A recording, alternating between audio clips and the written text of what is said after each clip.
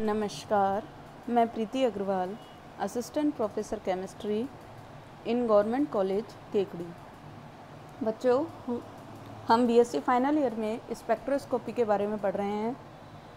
हम rotational spectroscopy, vibrational spectroscopy के बारे में पढ़ चुके हैं। हमने देखा जहाँ रोटेशनल स्पेक्ट्रोस्कोपी में ज़रूरी है कि मॉलिक्यूल वेपर फेज के साथ साथ डायपोल मोमेंट भी रखे, वहीं वाइब्रेशनल स्पेक्ट्रोस्कोपी में वाइब्रेशनल स्पेक्ट्रा प्रदर्शित करने के लिए मॉलिक्यूल का वेपर फेज में होना ज़रूरी नहीं है, लेकिन वाइब्रेशन के दौरान मॉलिक्यूल के डायपोल मोमेंट में परिवर्तन होना चाहिए।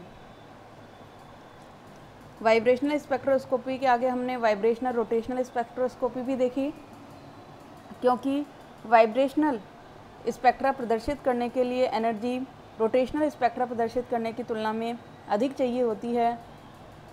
इसलिए वाइब्रेशनल स्पेक्ट्रा कभी भी हमें शुद्ध प्राप्त नहीं होते हैं, ये हमेशा रोटेशनल स्पेक्ट्रा के साथ प्रदर्शित होते हैं, या कहीं वाइब्रेशन जहाँ होगा वहीं मॉलिक्यूल में रोटेशन भी होता है। अब हम आगे पढ़ते हैं रमन स्पेक्ट्रम। क्या है रमन स्पेक्ट्रम? जब भी हम किसी मोनोक्रोमेटिक लाइट से मतलब है वह रेडिएशन जिसकी एक सर्टेन वेवलेंथ होती है, उसे कहते हैं मोनोक्रोमेटिक लाइट।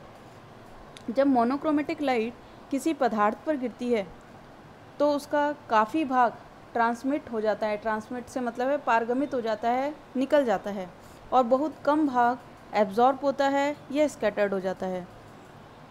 तो स्कैटर्ड रेडिएशन की वही फ्रिक्वेंसी होती है जो इंसिडेंट रेडिएशन की होती है। तो इस प्रकार के डिस्पर्सन को रैले प्रकीर्णन कहते हैं, अर्थात जिस फ्रिक्वेंसी से रेडिएशन आपतित हुई उसी फ्रिक्वेंसी से वह प्रकीर्णित होती है, तो उसे रैले प्रकीर्णन की कैटेगरी में रखा जाता है। 1928 में सर सीवी रमन ने इंसिडेंट रेडिएशन के परपेंडिकुलर डिस्पर्स्ड रेडिएशन या कहें स्कैटर्ड रेडिएशन को देखा और पाया कि प्रकीर्णित विकिरण स्कैटर्ड रेडिएशन कई लाइनों से युक्त है और जिनकी आवृत्ति इंसिडेंट रेडिएशन की फ्रीक्वेंसी से कम या ज़्यादा है। इस प्रकार के डिस्पर्सन को रमन इफ़ेक्ट कहते हैं। तो बच्चों, हमने इसमें पढ़ा कि यदि कोई आपतित विकिरण के लंबवत जब हम प्रकीर्णित विकिरण को देखते हैं, स्कैटर्ड रेडिएशन को देखते हैं, यदि उसकी फ्रीक्वेंसी इंसिडेंट रेडिएशन की फ्रीक्वेंसी से कम या ज़्यादा होती है तो वो रमन इफ़ेक्ट की कैटेगरी में रखा जाता है तथा ये लाइनें रमन लाइन कहलाती हैं।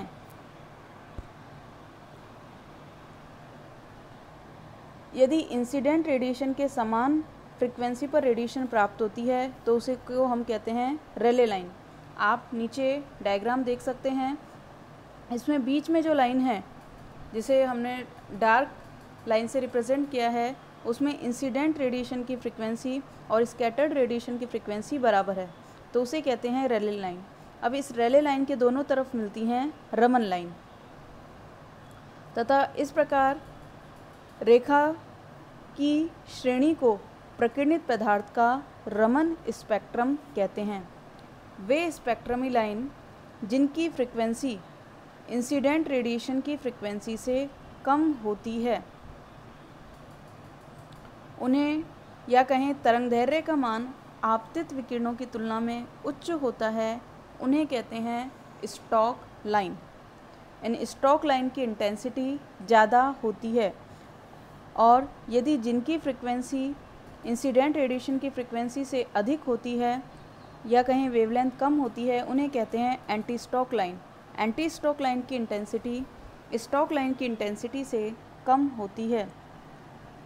तो आप यहाँ ग्राफ में देख सकते हैं, इस डायग्राम में रेले लाइन के left side stock line present हैं और उसके right side anti Stokes line present हैं। अब इन रेले लाइन और रमन लाइन के बीच के फ्रीक्वेंसी डिफरेंस को कहा जाता है रमन शिफ्ट, अर्थात जिसे हम रिप्रेजेंट करते हैं डेल्टा न्यू से। तो delta nu is equal to हुआ आपका mu i minus mu r. यहाँ डेल्टा म्यू रमन शिफ्ट को बता रहा है म्यू आई इंसिडेंट रेडिएशन की फ्रिक्वेंसी को बताता है और म्यू आर रमन लाइन की फ्रिक्वेंसी को बताता है। या हम इसकी जगह ये भी लिख सकते हैं delta nu bar is equal to nu bar incident minus nu bar R is equal to 1 में lambda I minus 1 lambda R centimetre inverse. यहाँ म्यू आई बार और म्यू आर इंसिडेंट और रमन लाइन का वेव नंबर है। यहाँ एक बात ध्यान रखने की ज़रूरत है कि रमन शिफ्ट का मान किसी भी पदार्थ के लिए हमेशा निश्चित होगा। तो हम कह सकते हैं कि रमन शिफ्ट किसी भी पदार्थ का एक कैरेक्टरिस्टिक फीचर होता है, कैरेक्टरिस्टिक गुण होता है। यहाँ डेल्टा न्यू को हम रमन फ्रीक्वेंसी भी कहते हैं। स्टॉक लाइन के लिए रमन शिफ्ट का मान हमेशा पॉजिटिव होगा, जबकि एंटी स्टॉक लाइन के लिए रमन शिफ्ट का मान नेगेटिव होता है। ये रमन स्पेक्ट्रा किसी भी एटम की शेप और संख्या के बारे में हमें महत्वपूर्ण सूचना देता है। और ख़ास बात इसकी यह है कि इस इफ़ेक्ट को हम होमोन्यूक्लियर और हेटेरोन्यूक्लियर मॉलिक्यूल के वाइब्रेशनल रोटेशन ट्रांजिशन को प्राप्त करने में भी काम लेते हैं। अर्थात जहां IR spectra, microwave spectra, rotational spectra fail हो जाता है, वहां हम काम में लेते हैं रमन स्पेक्ट्रा। अब हम आगे देखें इसके एप्लीकेशन ऑफ रमन स्पेक्ट्रा। तो इसके क्या क्या उपयोग हैं। तो आईआर से यदि हम रमन स्पेक्ट्रा का कंपेयर करें तो रमन स्पेक्ट्रा बहुत अधिक यूज़फुल है।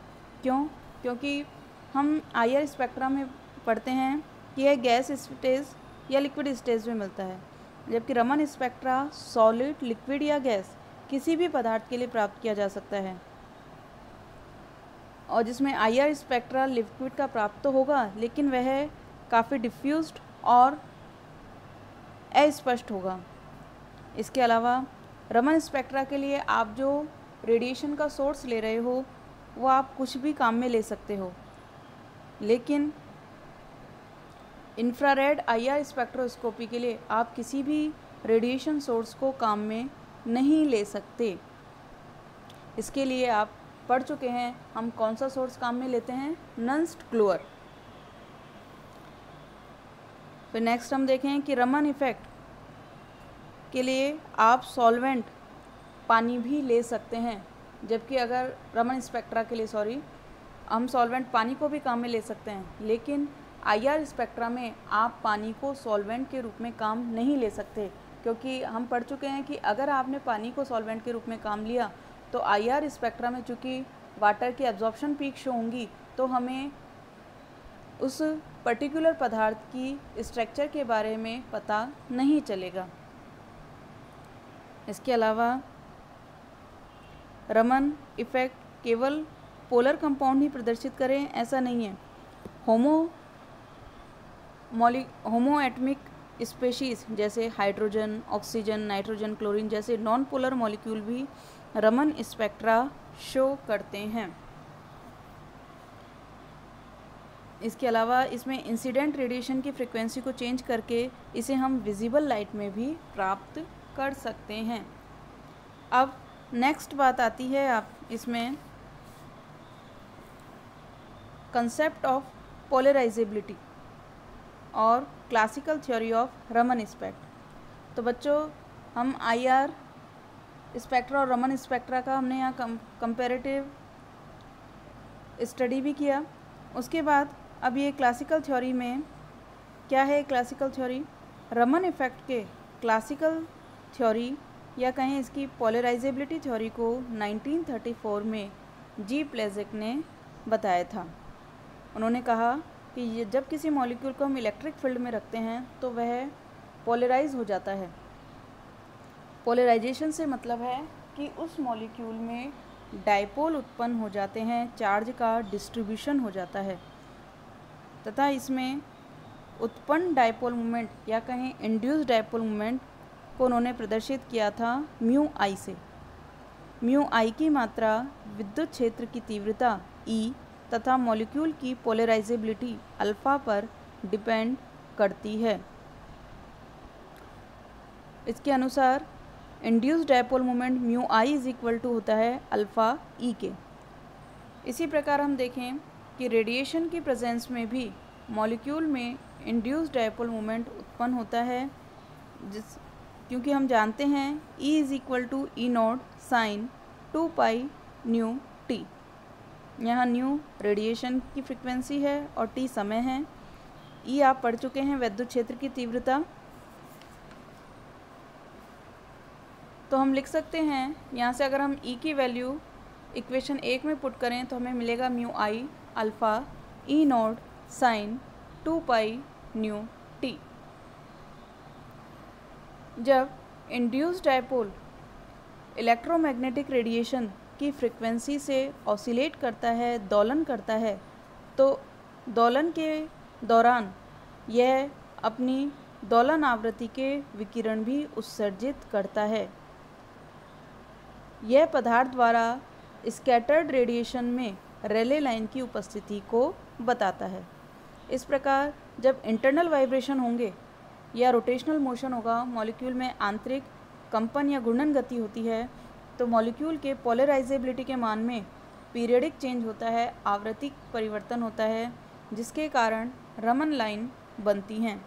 इसके कारण टोटल पोलराइजेबिलिटी होती है alpha is equal to alpha not plus beta sine 2 pi mu I T.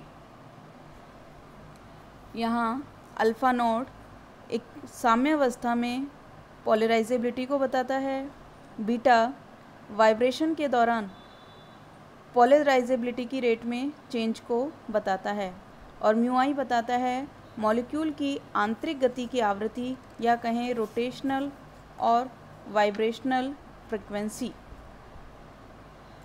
अब इस वैल्यू को अगर हम इक्वेशन 3 में पुट करें तो हमें मिलता है mu I is equal to bracket में alpha not plus beta sine 2 pi mu I T E not sine 2 pi mu T. आगे हम इसको लिख सकते हैं mu I is equal to alpha not E not sine 2 pi nu T plus beta E not sine 2 pi mu I T sine 2 pi mu T. इस equation को इस तरह से भी लिखा जा सकता है mu I is equal to alpha not E not sine 2 pi nu T plus half beta E not cos 2 pi mu minus mu I t minus half beta E not cos 2 pi nu plus mu not t. इस पूरी equation को हम 3 step में बांटें तो आप trigonometry में पढ़ के आए हैं 2 sine theta sine phi is equal to होता है cos theta minus phi minus cos theta plus phi. चूँकि इस इक्वेशन में पहला स्टेप मॉलिक्यूल के इंसिडेंट रेडिएशन की समान फ्रीक्वेंसी से दोलन को बताता है, जबकि दूसरा और तीसरा स्टेप में molecule mu minus mu I और म्यू प्लस म्यू आई फ्रीक्वेंसी से भी दोलन करता है।